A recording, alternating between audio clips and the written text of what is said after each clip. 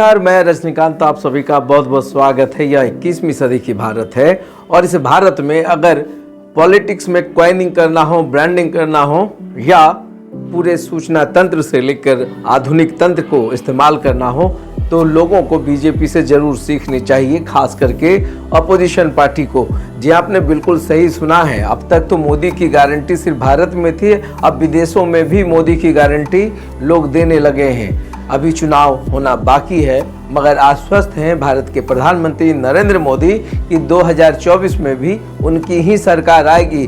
खूब पुरजोर ढंग से उन्होंने अपनी बात को रखी है और संबोधन में कहा है कि 2024 में फिर से एक बार हमारी ही सरकार आएगी और विदेशों से तो उनको बाज़ाब्ता अब निमंत्रण मिलने लगा है। मतलब मोदी यह बताने की कोशिश कर रहे हैं कि विदेश भी जानता है और उनके विदेशी लोग भी जानते हैं कि 2024 में कोई भी शंका नहीं है, नरेंद्र मोदी ही देश के प्रधानमंत्री होंगे और बीजेपी की सरकार आएगी। अब की बार 400 पार, मतलब बीजेपी का जो कैलकुलेशन है 370 तो उन्होंने अपने लिए रखी है, बाकी एनडीए के जो गठबंधन के लोग हैं, अगर उन लोगों ने शक्ति लगा दी तो अब की बार 400 पार। क्या ब्रांडिंग है, क्या चुनाव प्रचार का बेहतरीन जो टूल्स है नरेंद्र मोदी के पास है। विपक्ष तो हमलावर होने से पहले ही धराशायी हो जाता है, क्योंकि जिस आक्रामकता के साथ बीजेपी किसी के ऊपर तंज कसती है, वार करती है, तो उसको पता होता है कि अगले का कॉन्फिडेंस लेवल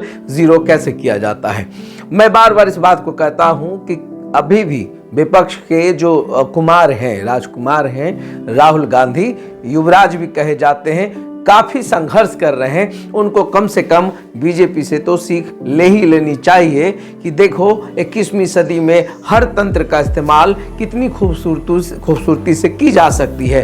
अगर कोई वादा भी किया जाए, अगर वो वादा पूरा नहीं भी किया जा सके तो उसमें भी कॉन्फिडेंस है, झूठ भी बोला जाए तो उसमें भी कॉन्फिडेंस है। जितना भी हो सकता है, हर वो बात जो मुमकिन नहीं है उसको भी मुमकिन किया जा सकता है। ये 21वीं सदी का जो आईटी है, हब सेल जिसको आप कहते हैं, हब सेल मैं इसलिए कह रहा हूँ क्योंकि वो हब भी बीजेपी के पास है, वो सेल भी बीजेपी के पास है और बीजेपी को हर तरीके से पता है कि इसका इस्तेमाल कैसे करना है।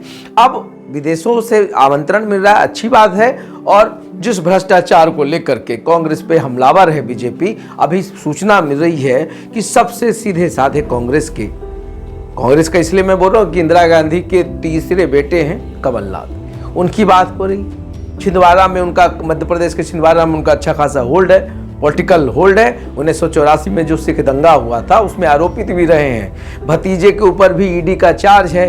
बेटे का पॉलिटिकल करियर ठीक करना है। क्या डील हुई या नहीं हुई है तो नहीं पता, मगर हल्ला बहुत कस के है कि वो बीजेपी ज्वाइन करने वाले हैं। अगर खुद नहीं किया तो बेटे को तो जरूर कराएंगे। ये सब कुछ होगा। भ्रष्टाचार कांग्रेस में ही है। बीजेपी में आने के बाद आपकी छवि साफ सुथरी हो जाती है। मतलब एक वॉशिंग मशीन है बीजेपी के पास, जहां पर आप कहीं से भी चले आए, कितनी भी गंदगी से चले आए, यहां धुल जाएंगे। चकाचक आपकी इमेज हो जाएगी, ब्रांडिंग हो जाएगी, आप खुश हो जाएंगे। अब फिर उसके बाद ना पे ईडी का छापा पड़ेगा, ये तमाम चीजें नहीं होंगी। या मैं नहीं कह रहा हूँ, ये विपक्ष कह रही है, मेरी तो बोलने की हैसियत नहीं। मैं तो सिर्फ बता सकता हूँ कि पक्ष ने क्या बोला, विपक्ष ने क्या बोला।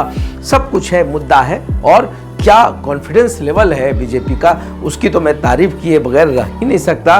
काफी स्मार्ट पॉलिटिक्स अभी भारत में चल रही है। अब कांग्रेस के कौन कौन से बड़े नेता शामिल होंगे यह भी कहना मुश्किल है। एक हल्ला तो मनीष के लिए भी उड़ी थी कि कांग्रेस के दिग्गज नेता हैं वो बीजेपी जा सकते हैं।